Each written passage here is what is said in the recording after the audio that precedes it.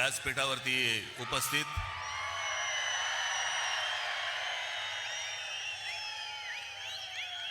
शिवसेना पक्षप्रमुख श्री उद्धव ठाकरे,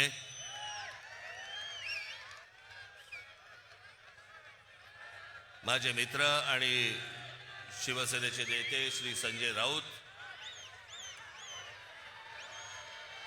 इतर सर्व मान्यवर आणि मागे बसलेले सर्व आपले भावी नाशिकचे सर्व नगरसेवक,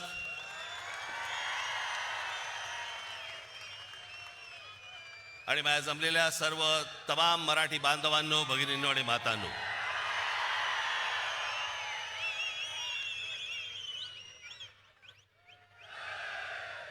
मी तुम्हाला सर्वांना योग्य वेळ सांगेन त्यावेळेला घोषणा द्यायच्या. तोपर्यंत आपण शांत राहा. आज अनेक वर्ष रखडलेल्या याची कारण कोणालाही देता येणार नाहीत, सांगता येणार नाहीत, कारण कळलीच नाहीत की इतकी वर्ष या निवडणुका घ्यायला का लागल्या, कशासाठी लागल्या. 4 वर्षापूर्वी मुदत संपून देखील या महानगरपालिकेच्या निवडणुका का होत नव्हत्या. मला असं वाटतं की का होत नव्हत्या हे पहिल्यांदा याचं उत्तर हे आत्ताच्या सरकारने दिलं पाहिजे. आणि मग इतक्या वर्षानंतर ज्या वेळेला निवडणुका होत आहेत त्याच्यानंतर ज्या प्रकारचा गोंधळ या महाराष्ट्रामध्ये आत्ता सगळा सुरू आहे,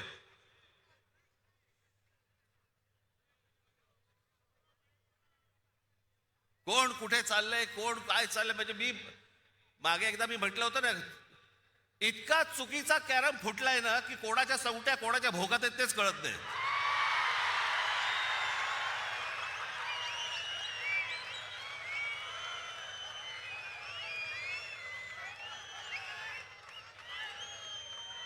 प्रत्येकाला विचार लागतं आज कुठे. काही जण तर वेडे पिसे झालेत, वेडे पिसे.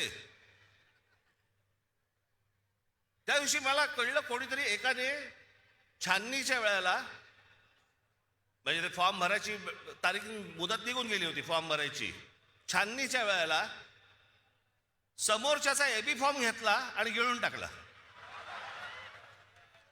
बरं, वेळ नव्हता, दिवसही नव्हते. एखादा दिवस मिळाला असता तर सकाळी बाबा वाट तरी बघता आली असती त्याची की एबी फॉर्म बाहेर येईल, बाहेर येईल, बाहेर येईल, मग नंतर फॉर्म भरू. ती वेळ नाही दिली. कोणत्या थराला गेलेत निवडणुका. या महाराष्ट्रामध्ये 60-60, 70-70 माणसं उमेदवार सत्ताधारी पक्षाचे बिनविरोध निवडून येतात.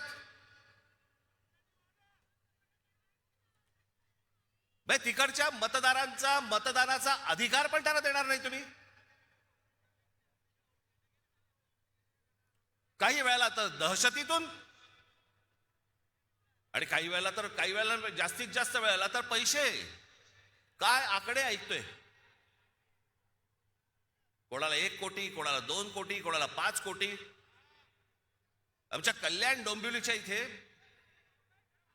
तिथे एका काय ते प्रभाग असतात, त्या प्रभागामधल्या 3 जणांना, एका घरातले 3 जण उभे आहेत एका प्रभागात. काय ऑफर झाली असेल तुम्ही कल्पना पण नाही करू शकत.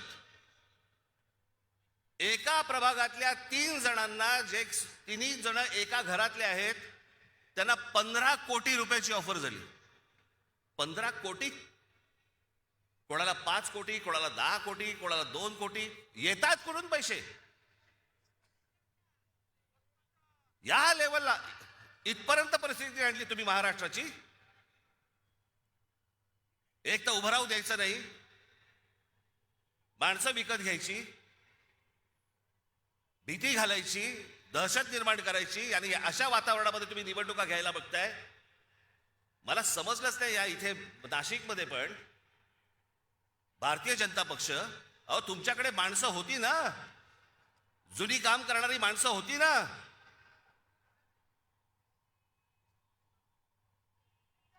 म्हणजे 52 साली जन्माला आलेला एक पक्ष 52 साली जनसंघ नावाने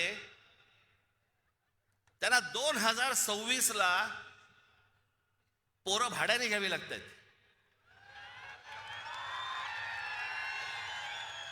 तुमचे कार्यकर्ते तुमची माणसं तुम्ही उभी केली होतीत ना, मग दुसऱ्यांचे कशाला कडेवर घेऊन नाचताय? याचं कारण जो पक्षामध्ये इथे काम करतोय तर काही शून्य किंमत. मी समजू शकतो की एखाद्या मतदारसंघामध्ये बाबा 2 जण चांगली लोक असतात, 3 जण चांगली लोक असतात, त्या 3 जणांमधला एखादा निवडावा लागतो, बाकीच्या दोघांना देता येत नाही. मी समजू शकतो, कारण जागाच एक असते. पण जी लोक सतत काम करतायत, इतकी वर्ष काम करतायत, त्यांना पूर्णपणे बाजूला सारून दुसऱ्या पक्षामधला माणूस घ्यायचा आणि त्याला उभं करायचं, हा तुम्ही त्या कार्यकर्त्याचा अपमान नाही करतात? बाहेरून माणसं लागतात तुम्हाला. बरं, ती आणतात ते काही आनंदाने येत नाही येत, रात्री पैसे पोचवले जातात.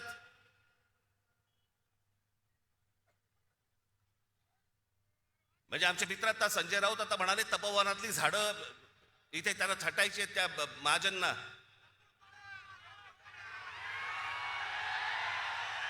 अहो, लाकूड तोड्या बरा होता. त्याला देवीने पहिली विचारली, त्याची कुऱ्हाड गेली तर सोन्याची हवी का? तो म्हणाला नाही. मग चांदीची हवी का? नाही. मग त्याची मूळ कुऱ्हाड दिली, तेव्हा तो बोलला नाही, ही माझी कुऱ्हाड.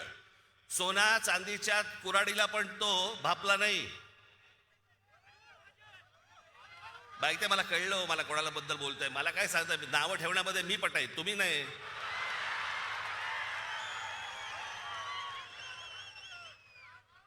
पण झाडं पण छाटायची ना, पण झाडं छाटायच्या अगोदर स्वतःच्या पक्षामधले कार्यकर्ते छाटले. या पक्षामधली लोक छाटली पहिली, बाहेरून झाडं मागवली आणि ती आता पक्षात लावतायत.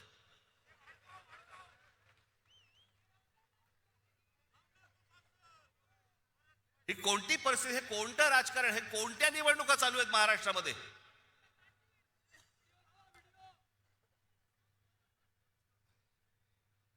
दोन 2012 साली ज्यावेळेला ज्यावेळेला इथे सत्ता आली, 17 साली इथे फडणवीस आले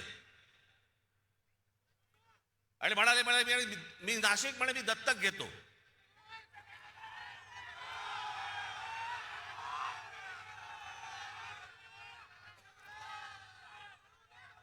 आणि त्या सगळ्या गोष्टींना नाशिककर भुलले आणि आम्ही जी कामं करून ठेवली होती ती सगळे विसरले. आणि दत्तक घेतो म्हटल्यानंतर हा बाप परत फिरकलाच नाही.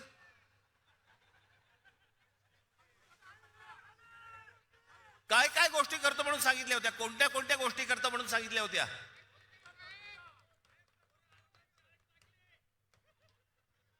आता साधी गोष्ट बघा, 2012ला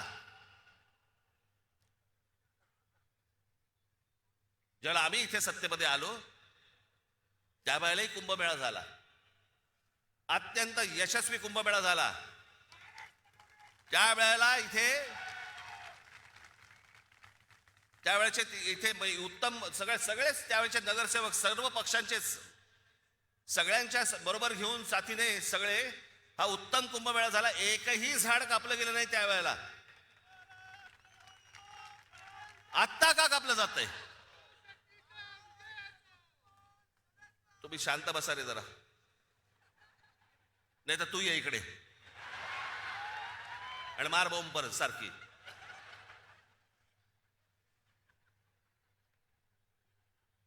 एकही झाड कापलं नाही त्यावेळेला. उत्तम सुंदर चांगल्या पद्धतीने सगळे जेवढे साधू संत आले होते त्या सगळ्यांनी सांगितलं की उत्तम कुंभमेळा झाला.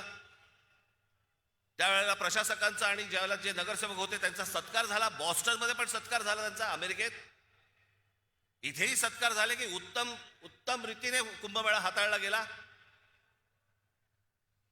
मग आता काय चालू आहे? मी त्या दिवशी म्हटलं ना की ही तपोवनातली झाडं नुसती झाडं तोडणं नाहीये, हे यांचं हे सगळं अगोदर ठरतं की या उद्योगपतीसाठी ही जागा रिकामी करायची, आत्ता याच्यावरती कुंभमेळा करायचा. कुंभमेळा झाल्यानंतर सगळे साधू संत जेव्हा आपल्या घरी जातील मग त्या उद्योगपतीच्याही घशात घालायची जमीन. सगळं सगळं प्लॅनिंग त्यांचं सुरू असतं. आज त्यावेळेला जे जे महाराष्ट्रातल्या कुठच्याही बाकी शहर सोडा, मी जेव्हा ते अनेक उद्योगपतींकडनं ज्यावेळेला या नाशिक शहरामध्ये पैसे आणले, रतन टाटांपासून अनेक लोक ज्यावेळेला इथे नाशिकमध्ये आले, काय त्यांचा संबंध होता नाही तर साधी गोष्ट नुसतं फक्त वाचून दाखवतो, तुम्हाला कळेल की काय काय पहिले फक्त 5 वर्षात काय झालं. आज नाशिक शहराला मुकणे धरणापासून आपण त्यावेळेला पाईपलाईन आणली. नाशिकच्या पाण्याचा पुढच्या साधारणपणे 50-60 वर्षाचा पाण्याचा प्रश्न संपवून टाकला. हे 5 वर्षात केलेले आहे. त्याच्यानंतर जीपीएस त्याला लावलेले सगळ्या महानगरपालिकेच्या ऑफिसमध्ये माणसं असायची. घंटा गाड्या सुरू केल्या. घनकचरा प्रकल्प सुरू केला. ज्या घनकचरा प्रकल्पाबद्दल तिकडे त्या कचऱ्यामधनं विटा, खत, सगळ्या गोष्टी आज नाशिकमधले अनेक शेतकरी घेऊन जात आहेत. तिथून जाता येताना तुम्हाला वास पण येणार नाही की इथे घनकचरा प्रकल्प आहे म्हणून. वाहतूक बेटांचं सुशोभीकरण केलं. बोटॅनिकल गार्डन इथे एक जागा होती, त्या गार्डनचं केलं. मी रतन टाटांकडे ज्यावेळेला मी गेलो ते प्रकल्प घेऊन, त्यांना आवडलं. त्यांनी मला विचारलं किती खर्च आहे. मी म्हटलं 3-4-5 कोटी रुपये खर्च येईल त्याला. डन बोल, नक्की. त्यांची सगळी माणसं लावली. सरकारकडनं सगळ्या परवानग्या बिरवानग्या सगळं आलं. कामाला सुरुवात झाली आणि प्रकल्प वाढत वाढत वाढत वाढत गेला. त्यांचीच माणसं करत होती. शेवटी तो प्रकल्प ज्यावेळेला पूर्ण झाला त्यावेळेला रतन टाटांकडनं जवळपास 14 ते 15 कोटी रुपये टाकले गेले होते त्याच्यात. त्या बोटॅनिकल गार्डनची काय अवस्था करून ठेवली आज गेल्या 5 वर्षात. सगळं उद्ध्वस्त करून टाकलं. सगळी ती बेट उद्ध्वस्त केली. सगळ्याच गोष्टी उद्ध्वस्त केल्या. इथे तुमच्या ते चिल्ड्रन एज्युकेशन पार्क, गोदापारचं जॉगिंग ट्रॅक, स्वर्गीय माननीय बाळासाहेब ठाकरेंच्या नावाने ऐतिहासिक ते शस्त्र संग्रहालय केलं होतं, ते उद्ध्वस्त करून टाकलं. त्याच्यानंतर ही ते वॉटर कर्टन्स केली होती या सगळ्या तुमच्या पुलांवरती, ती घालवली, ती सगळी उद्ध्वस्त करून टाकली. नाशिक वरती त्यावेळेला आम्ही ज्याला आलो त्यावेळेला 700 कोटी रुपयांचं कर्ज होतं. ही नाशिक महानगरपालिका 700 कोटी कर्ज मुक्त महानगरपालिका त्यावेळेला आम्ही करून दिली. आणि सगळ्यात महत्वाची गोष्ट, त्या संपूर्ण 5 वर्षाच्या काळात विरोधी पक्षातले लोक बसले होते, भाजपवालेही बसले होते, सगळेच बसले होते. त्या संपूर्ण 5 वर्षाच्या काळात विरोधी पक्षाकडनं एकही भ्रष्टाचाराचा आरोप झाला नाही, अशी ती महानगरपालिका होती. ज्या वेळेला हे रस्ते बांधणीचं काम सुरू होतं, उत्तम रस्ते सगळे झाले होते त्यावेळेला नाशिकमध्ये. मला हे पत्रकार सांगतात ना, दर पावसाळ्यामध्ये त्यांचे ते चॅनलमधली लोक विचारायची की मुंबई इकडचे तिकडचे सगळीकडचे इकडचे खड्डे पडतात. मी इकडचे जे कंत्राटदार होते त्या कंत्राटदारांची पहिली एक बैठक बोलवली होती आणि त्या कंत्राटदारांना सांगितलं होतं, म्हटलं हे त्याचं बजेट, तुमच्याकडे कोणी पैसे मागितले तर सांगा मला, आणि ज्या बजेटमध्ये तुम्हाला दिलेलं आहे त्याच्यामध्ये जर उत्तम रस्ता जर केला नाहीस आणि त्याच्यात जर खड्डा पडला, त्या खड्ड्यात उभा करून मारीन. उत्तम रस्ते झाले सगळे नाशिक मधले. हे होऊ शकतं, हे घडू शकतं, सगळ्या गोष्टी घडू शकतात. पण ह्या लोकांना हे करायचं नाही. 5 वर्ष दिली. हे 5 वर्षामध्ये हे देवेंद्र फडणवीस येऊन तुम्हाला काय बोलून गेले, ते काय बोलून गेले ते फक्त झालंय का एवढं फक्त मला सांगा.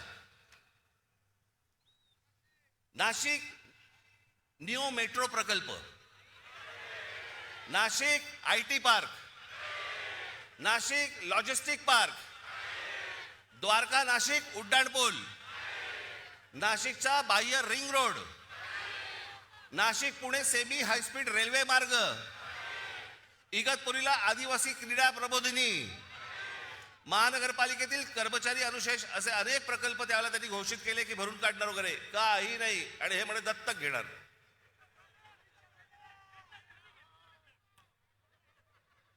याला कामं नाही करायचे. धर्माच्या नावावरती, जातीच्या नावावरती फक्त तुम्हाला भुलवायचं. आज अनेक महिला इथे आलेल्या आहेत. ती ह्याची योजना आणली, काय ती लाडकी बहिणी योजना. लाडक्या बहिणी योजनेबद्दल 1,500 रुपये दिले. महागाई किती वाढली हो. हा, ते 1,500 रुपये तुमचे 15 दिवसात निघून गेले. साधा सिलेंडर 1,000 रुपये आहे. कुठे टिकणार आहे 1,500 रुपये. मला आपल्याला फक्त एवढंच सांगायचंय, पुढच्या ज्या पिढ्या असतील, आज तुमची मुलं असतील, आज अनेक या महाराष्ट्रामधले अनेक उमेदवार आहेत किंवा अनेक लोक आहेत, त्यांची मुलं काय विचार करतील. काय आमच्या भवितव्याकडे आमच्याकडे कोणी बघितलं नाही का. आमचा बाप विकला गेला. आमच्या आईने पैसे घेतले आणि आमच्याकडे पुढे भविष्य जे आहे आमचं, हे काही घडलंच नाही. आमची शहरं चांगली घडलीच नाहीत. शहरात राहण्यासारखं काहीच नाही. आज अनेक मुलं इथे, अनेक मुली, तरुणी आहेत, महाराष्ट्रामध्ये आहेत, देशामध्ये आहेत. का परदेशी जातात हो. कशासाठी परदेशी जात आहेत. शिक्षण तर इथेही मिळू शकतं, कदाचित नोकरीही इथे मिळू शकते, पण जात आहेत कशासाठी. सभोवतालचं वातावरण सगळं बकाल. रस्त्याला चांगले फुटपाथ नाहीत. ट्रॅफिक वाढलाय, रहदारी सगळीकडे. कशाला काही आटोक्यातच नाहीये काही गोष्टी. अशा लोकांच्या हातामध्ये तुम्ही शहरं देणार आहात. मला खरंच 2017 साली मला इतकं वाईट वाटलं की अरे म्हटलं, एवढ्या सगळी माणसं मी त्यावेळेला आणली. आनंद महिंद्रापासून, रतन टाटांपासून, सगळे अंबानींपासून सगळी लोक इथे मी आणली, जी कधी कुठच्या शहरामध्ये गेली नाही, ती ह्या सगळ्या शहरामध्ये आणली. एवढे सगळे प्रकल्प, एवढ्या सगळ्या गोष्टी उभ्या केल्या आणि उभ्या केल्यानंतर पाहायला काय मला मिळालं. पराभव. आणि ज्या लोकांनी काहीच नाही केलं गेल्या 5 वर्षामध्ये, त्यांच्या भूलथापांना बळी पडलात. आजही हेच चालू आहे त्यांचं.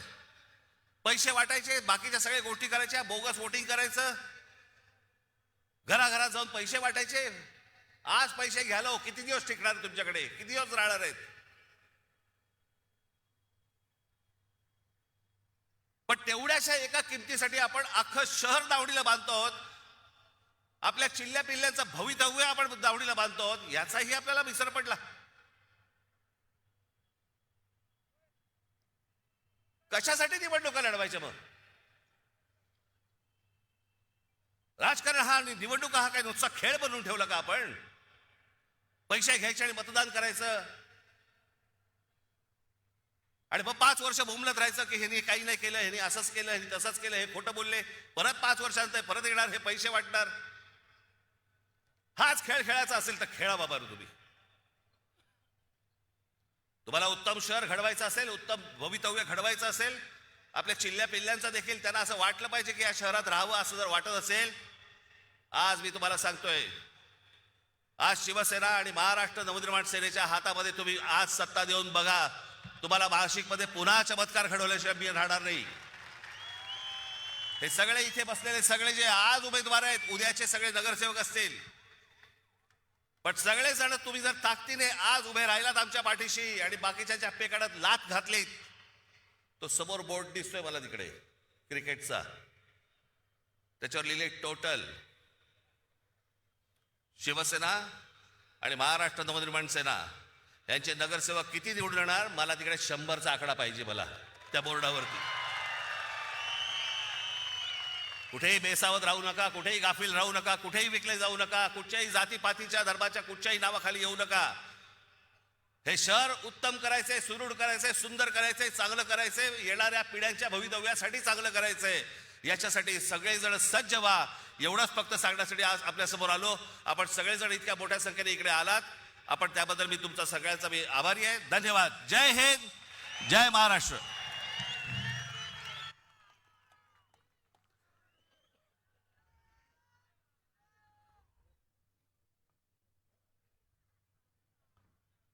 यानंतर ज्यांची आपण उत्सुकतेने वाट बघत आहात ते आदरणीय उद्धव बाळासाहेब ठाकरे यांना मी विनंती करतो तर त्यांनी या सभेत मनोगत व्यक्त करावं.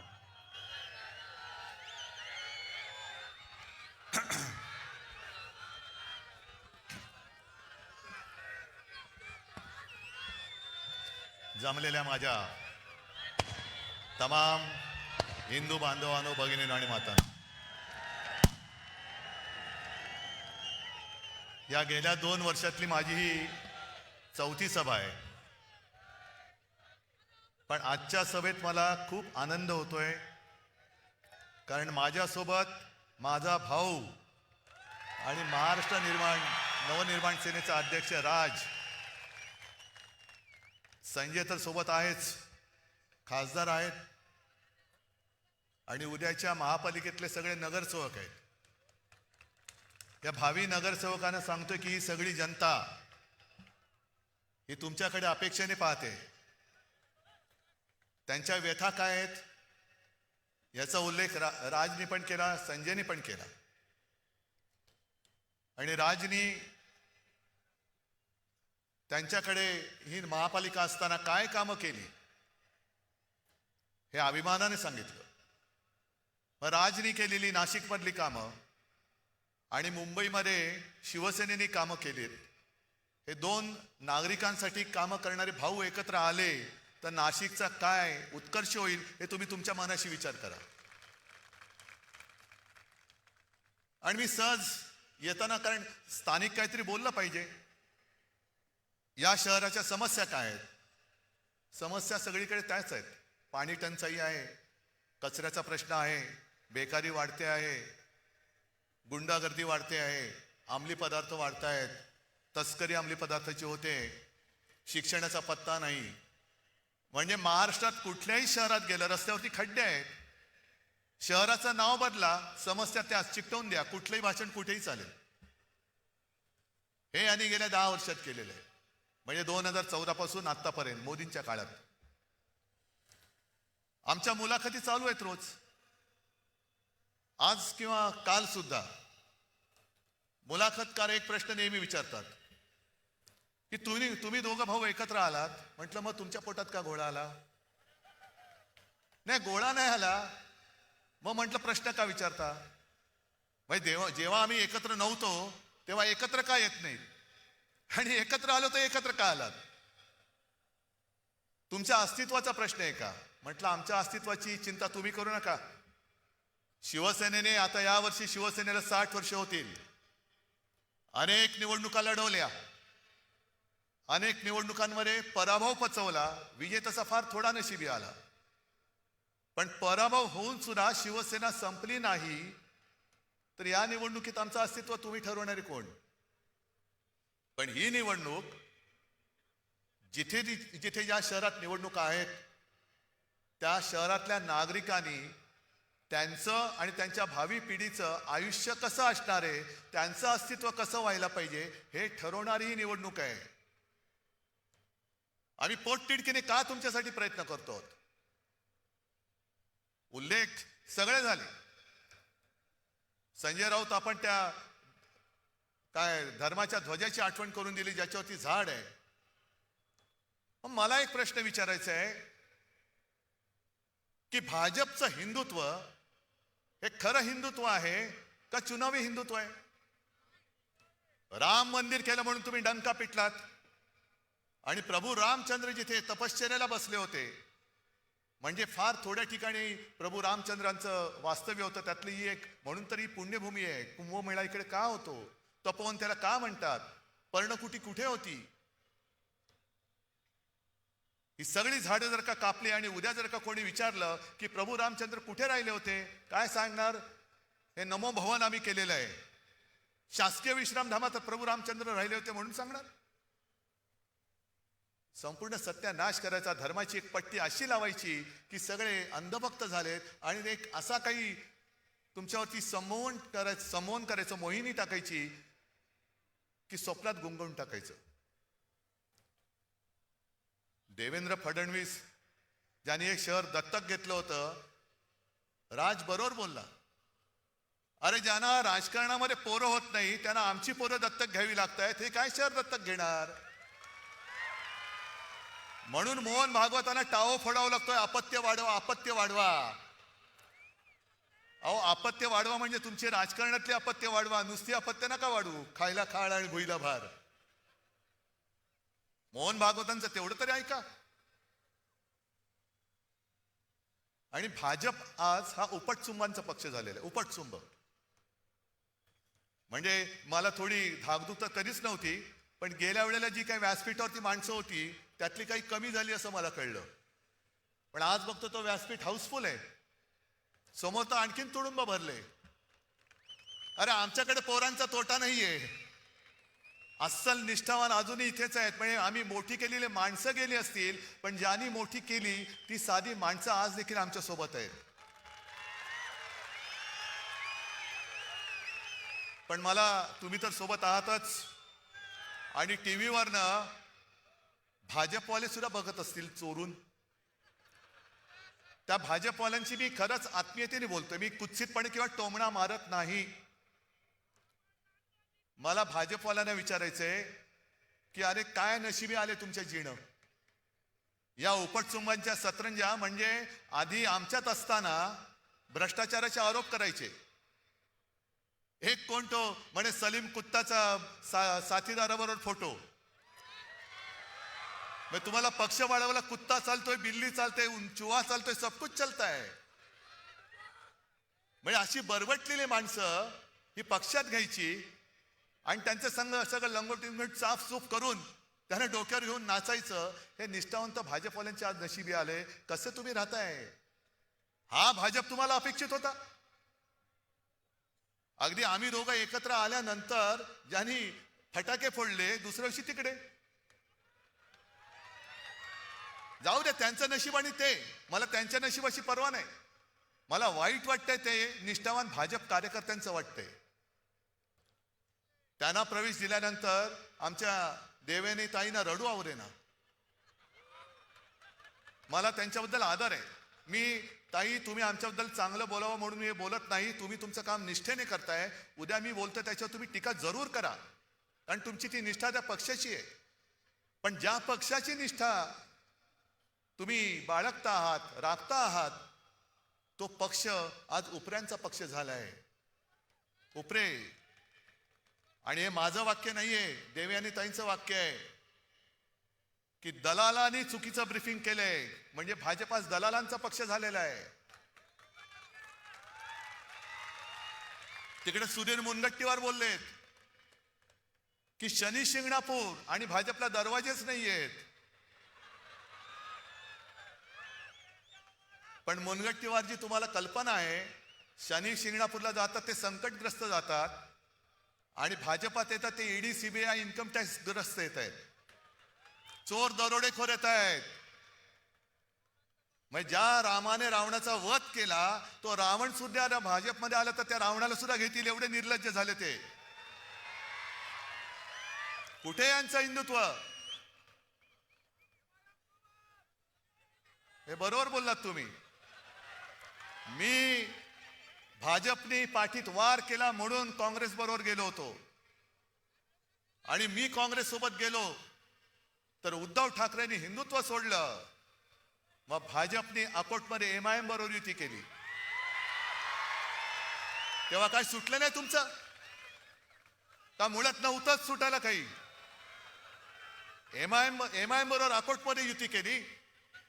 अंबरनाथ मध्ये जिथे शिवमंदिर आहे तिकडे या मिंद्याचं पायपुष्ट का आणखीन काय पुसून फेकून दिला. बरोबर घेतला, काम झालं, दिलं फेकून आणि काँग्रेस बरोबर युती केली. बरं, समविचारी म्हणजे काय? सगळे भ्रष्टाचारी येत आहेत, चोर दरोडेखोर येत आहेत, त्यांना बरोबर घेऊन चाललेत. भ्रष्टाचारी ते तुका मिळवावा, भाजपा पक्ष वाढवावा. आणि यांच्यामध्ये जी आता लागले, म्हणजे इथल्या लोकसत्तेमध्ये त्या बातमी आली असेल नसेल कल्पना नाही, पण मुंबईच्या लोकसत्तेत बातमी आले, गणेश नाईक पूर्वाश्रमीचे आपलेच. बघा गंमत कशी आहे. हा मिंदे कोण? पूर्वाश्रमीचा आपलाच. आता गद्दार गणेश नाईक पहिले आपलेच, त्यांच्या दोघात लागले आता. आणि गणेश नाईक म्हणतायत त्यांचा सरळ आरोप केलाय नव्या मुंबईमध्ये FSIचा घोटाळा या मिंद्याने केलाय. आणि जर भाजपने परवानगी दिली तर या मिंद्याचा टांगा उलटा करतो. मग गणेश नाईकांना सांगायचं की ते टांग्यात बसता कशाला, टांग्यात टांग तरी घाला, नाही तर टांगा तरी पालटा करा. तांगड्यात तांगडं घालायचं आणि तरी सुद्धा टांग्यात बसायचं. अरे पाडा ना उलटा. म्हणजे हीच लोक सांगतायत की कशी अभद्र युती आहे, समविचारी अभद्र लोकांची समविचारी यांची ही युती झालेली आहे. तुमच्या व्यथांबद्दल कोण बोलतंय? कोणीच बोलत नाहीये. आज मुंबईमध्ये येऊन बघा, आम्ही होर्डिंग्स लावलेत, होय हे आम्ही केलं. मुंबईमध्ये कोस्टल रोड होय आपल्या शिवसेनेने केलेला आहे. आणि मुद्दामून तुम्हाला सांगतो, आज इकडे तुडुंब गर्दी झालेली आहे. एक तरी भाड्याचा माणूस आहे का रे? कोणाला तरी पैसे देऊन इकडे आणलंय का? मग मुंबईमध्ये जे एक जिजामाता उद्यान आहे, तिथे आम्ही 10 वर्षापूर्वी पेंग्विन आणले. काय टीका केली आमच्यावर, हे पेंग्विन पेंग्विन पेंग्विन. होय पेंग्विन आम्ही आणले. पण ते पेंग्विन बघायला लोक तिकीट काढून गर्दी करतायत. आणि मी या सभेचा उल्लेख एवढ्यासाठी केला की त्यांच्या सभेला पैसे देऊन माणसं आणावी लागतायत. म्हणजे पेंग्विन एवढी किंमत सुद्धा लोकांच्या लेखी नाहीये. पैसे तिकीट काढून पेंग्विन बघतायत, पण पैसे घेऊन सुद्धा लोकांच्या सभेला जात नाहीयेत. काय तुमची त्यांची अवस्था आहे?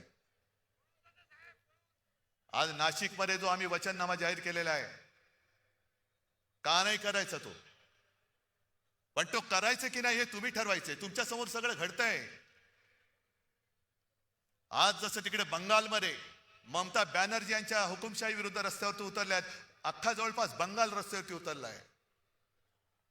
मग हा माझा महाराष्ट्र, शिवरायाचा महाराष्ट्र, छत्रपतींचा महाराष्ट्र, शाहू फुले आंबेडकर यांचा महाराष्ट्र, यांच्या दडपशाहीच्या विरुद्ध शेपूट घालून आत बसणार? अरे ज्या महाराष्ट्राने या देशाला दिशा दिली, त्याची दुर्दशा करणाऱ्याच्या हातामध्ये तुम्ही तुमचं नशीब परत एकदा त्यांच्या हातात देणार? हा वचननामा आहे, नुसता छापलेला कागद नाहीये रंगीत. तो आमचा ठाकरेंचा शब्द आहे. ही मोदी गॅरंटी नाहीये, बोगस मोदी गॅरंटी नाहीये. हा ठाकरेंचा शब्द आहे. आणि ठाकरे जे बोलतात ते करतात. आम्ही कोणी त्यांच्या कामाचं श्रेय कधी घेतलेलं नाही, कारण आम्हाला त्याची गरज नाहीये. मशाल तुमच्या हृदयात पेटली पाहिजे. ज्या पद्धतीने यांचा कारभार सुरू आहे, ज्या पद्धतीने यांचा कारभार सुरू आहे, बिनविरोध निवडणुका जिकडे झाल्या, तो राहुल नार्वेकर विधानसभेचा अध्यक्ष, विधानसभेमध्ये अध्यक्ष असल्यानंतर विधानसभेत त्यांचा अधिकार असतो. आणि विधानसभेचा अध्यक्ष, लोकसभेचा अध्यक्ष, राज्यसभेचा अध्यक्ष हा पूर्णपणे निष्पक्षपातीपणाने वागणारा पाहिजे. आणि आमच्यावरती घराणेशाहीचा आरोप करणारे भाजपा या राहुल नार्वेकरांच्या घरातले 3-3, 4-4 जणांना उमेदवारी देत आहेत. आणि तो समोरचा उमेदवार त्यांनी अर्ज मागे घ्यावा म्हणून अधिकाराचा दुरुपयोग करणारा राहुल नार्वेकर निवडणूक आयोगाला चालून जातोय. तरी सुद्धा चालतंय. आम्ही जरा कुठे काय केलं तर निवडणूक आयोग लगेच हातोडा घेऊन बसलेला असतो. पण यांनी काही केलं तरी काही करत नाही, कारण निवडणूक आयुक्त शेपूट घालून बसलेला आहे. ही लोकशाही नाही, ही झुंडशाही आहे. ही झुंडशाही आहे. आणि आज जर का आपण उठून उभे राहिलो नाही, तो उद्या वरवंटा असा फिरेल की पुन्हा एकदा इंग्रजांपेक्षा जास्त 150 वर्षापेक्षा यांच्या गुलामगिरीत आपल्याला राहावं लागेल. हिंदुत्वाचा हा बुरखा आहे. कारण हा जर का बुरखा नसता तर तपोवनातली झाडं यांनी कापली नसती आणि बिल्डरला ती जागा दिली नसती. काय तपोवनाचं ज्यांना महत्व नाहीये, इकडे तपोवन कापतायत, तिकडे आरेचं जंगल कापलं, कुठे आरवली पर्वत बोडका करतायत, ताडोबा अंधारीमध्ये खाणीसाठी जागा देऊन टाकतायत. हे सगळं राजकारण आजूबाजूला शिजत असा विचार करू नका. अरे ताडोबाला झालं, आमच्या नाशिकमध्ये तर नाही ना झालं. अरे मुंबईत झालं, आमच्या नाशिकमध्ये तर नाही ना झालं. नाही, आज ज्यांच्यावरही वेळ आले, उद्या तुमच्यावरती वेळ येईल. गेले 2-4 दिवस माझा घसा बसला होता. तुम्ही आमच्या दोघांच्या मुलाखतीत पाहिलं असेल, ऐकलं असेल. आणि हिंदीमध्ये आज माझी एक मुलाखत झाली. त्या मुलाखतकाराने विचारलं की इस बार आपको ऐसी कौन सी खासियत लगती है मुंबई की चुनाव के बारे में. म्हटलं इस बार खासी यही खासियत है, कारण सगळे मुंबईकर खोकतायत, फुफ्फुसाचे आजार होत आहेत. कारण नियोजन शून्य विकास, रस्ते खोरून ठेवलेले आहेत, धूळ सिमेंट सगळं मुंबईकरांच्या श्वासामध्ये आता हे सगळे प्रदूषण जात आहे. उद्या तुमच्याकडे सुद्धा ते तेच करतील. आम्ही तुम्हाला एक चांगलं आयुष्य देण्यासाठी आलेलो आहोत एकत्र. होय, आम्ही एकत्र आलो, सत्तेसाठी आलो. मग तुम्ही जे काय हे भाजप आणि सगळे आलेत ते काय विटी दांडू खेळायला आलेत? काय खेळायला आलेत? होय, आम्ही सत्तेसाठी एकत्र आलो आहोत आणि ती सत्ता आम्हाला तुमच्या विकासासाठी, तुमच्या भविष्यासाठी, भवितव्यासाठी राबवायची आहे. बोला ना ठणठणीतपणाने, कशाला लपवता भांड? आज नाशिक जे आम्ही मुंबईमध्ये करून दाखवलं, मुंबईमध्ये आज महापालिका शाळांचा दर्जा येऊन तुम्ही बघा. कारण गरीब माणसाला त्याच्या मुलांनी शिकायचं नाही, कारण मोठ्या शाळांच्या फी परवडत नाही. मग शिक्षण देणार कुठे? महापालिका शाळेमध्ये मोफत शिक्षण, आणि ते सुद्धा 8 भाषांमध्ये आपण मुंबई महापालिका शाळेमध्ये शिक्षण देतो. वेगवेगळ्या 8 भाषांच्या शाळा आहेत. ICSE, CBSE या सगळ्या काय म्हणतात ना ABCD, हे सगळे अभ्यासक्रम आपण महापालिका शाळेमध्ये शिकवतो. उद्या नाशिकची सत्ता आमच्या हातात द्या, मी नाशिकमध्ये महापालिका शाळेत हा अभ्यासक्रम सुरू करून दाखवेन. महापालिकेच्या शाळा आजपर्यंत मुंबईमध्ये सगळ्यांना लाज वाटायची. मुलगा शिकतो का? जातो, शिकतो ना. कुठल्या शाळेत शिकतो? बोलायला यायचं नाही, कारण का? महापालिकेची शाळा. आता अभिमानाने सांगतात, आता महापालिका शाळेमध्ये प्रवेशासाठी रांगा लागतात, आणि लोक अभिमानाने सांगतात की माझा मुलगा महापालिका शाळेत शिकतो. मुंबईमध्ये जे आम्ही केलं वैद्यकीय महाविद्यालय, उद्या सत्ता द्या, तुम्हाला नाशिकमध्ये वैद्यकीय महाविद्यालय करून दाखवतो. जगातली सगळ्यात माफक दरामध्ये प्रवास सेवा देणारी BST ही मुंबईमध्ये आपण टिकवली. हे बंद करायच्या मागे लागलेत. नाशिकमध्ये तशी आपण प्रवास सेवा सुरू करून दाखवू. करण्यासारख्या अनेक गोष्टी आहेत. करणारे आम्ही तयार आहोत. करून घ्यायचे की नाही हे तुम्ही ठरवायचं आहे. कारण जर करूनच घ्यायचं नसेल तर हे नुसते घोटाळे आहेत. हे मी मगाशी राजने पण उल्लेख केला, तपोवनाचा घोटाळा आहेच. मुंबईमध्ये गेल्या 4 वर्षात 3 लाख कोटीचा घोटाळा या अभद्र युतीने करून ठेवला. 3 लाख कोटीचा. आणि हे सगळे मुद्दे आहेत. मे 24 पासून अवाजवी दराने जमीन खरेदीवर 80 कोटींचा आर्थिक भार, हे सगळे वाचतो मी. 1300 कोटींच्या STP प्रकल्पावर वाद, कंत्राटदाराला काम सुरू होण्याआधीच 150 कोटी आगाऊ देण्यात आले. हा आगाऊपणा जो आहे ना, हा महत्वाचा आहे. तो जो मुंबईत केला त्यांनी 3 लाख कोटी, त्या कामासाठी आगाऊ रक्कम देतात, आणि त्या आगाऊ रकमेतनं हे आगाऊ पैसे काढतात आणि ते लोकांना वाटतात. निर्णय तुम्ही घ्यायचा आहे. हार जीत आमची नाही, आमचं सोडून द्या. तुमचं आयुष्य तुम्हाला कसं जगायचंय, तुमच्या मुलाबाळांच्या लेखी काय होणार आहे, काय करायला पाहिजे, हे ठरवणारी ही निवडणूक आहे. आणि म्हणून आम्ही दोन्ही भाऊ मिळून तुम्हाला वचन देतो आहोत. जे बोलतो ते आजपर्यंत आम्ही करून दाखवलेलं आहे. आणि आजचा सुद्धा हा वचननामा हा नुसता काहीतरी प्रिंटिंगचा कागद म्हणून नाही, तर ते आमची वचन आहेत. आणि त्यातल्या प्रत्येक शब्दाला हे आमचं वचन मानून तुम्ही जर का आम्हाला आशीर्वाद दिले तर आम्ही तुम्हाला ह्या सगळ्या गोष्टी देऊ शकतो. आता तुम्ही सांगा, जर देणार असाल तर जरा दोन्ही हात वर करून सांगा. आणि हे हात मुद्दामून जरा दाखवा, त्या दलालांना दाखवा. तुमच्याकडे पैसे असतील, तुमच्याकडे सत्ता असेल, पण आमच्याकडे विश्वास आहे, आमच्याकडे निष्ठा आहे. गद्दार लोक तुम्ही विकत घेऊ शकाल, पण निष्ठावानाने विकत घेऊ शकणार नाही. आणि हे जोपर्यंत मजबूत हात आमच्या सोबत आहेत, तोपर्यंत शिवरायाच्या पवित्र भगव्याला, जो भाजपला मी नेहमी आव्हान देतो की तुम्ही हिंदुत्ववादी म्हणता आणि माझ्यावरती टीका करता. पहिल्या तुमच्या फडक्यावरचा हिरवा रंग काढा आणि मग आमच्यावरती हिंदुत्वाशी बोला. कारण आज सगळे आमचं हिंदुत्व हे व्यापक आहे, आमचं हिंदुत्व हे राष्ट्रीयत्व आहे आणि सगळे आमच्या सोबत आहेत. यापुढे या गद्दारांना आणि या भ्रष्टाचारांना, जे बेडूकुड्या मारून तिकडे गेले त्या बैठकांना डराव करत बसू द्या. पण आपलं नाशिक हे आपल्या हातामध्ये ठेवा. आपली शिवसेना आणि मनसेची एक अशी भक्कम मजबूत सत्ता या नाशिकमध्ये आणा की उद्या कोणी दत्तक बाप इकडे पाय ठेवायला घाबरला पाहिजे. आणि तेवढी ताकद नक्की तुमच्यामध्ये आहे हा विश्वास व्यक्त करतो आणि आपली रजा घेतो. जय हिंद, जय महाराष्ट्र. यानंतर राष्ट्रगीतासाठी सर्वांनी उभं राहावं. राष्ट्रगीत.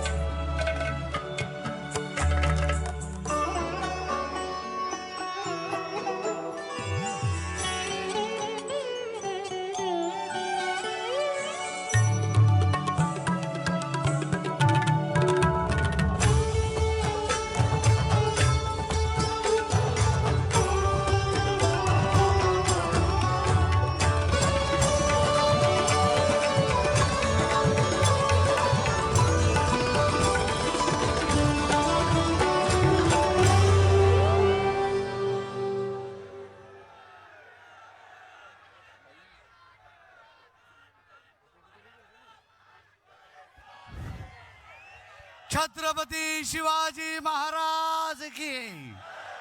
हिंदू हृदय सम्राट शिवसेना प्रमुख माननीय बाळासाहेब ठाकरे यांचा जय भवानी. हर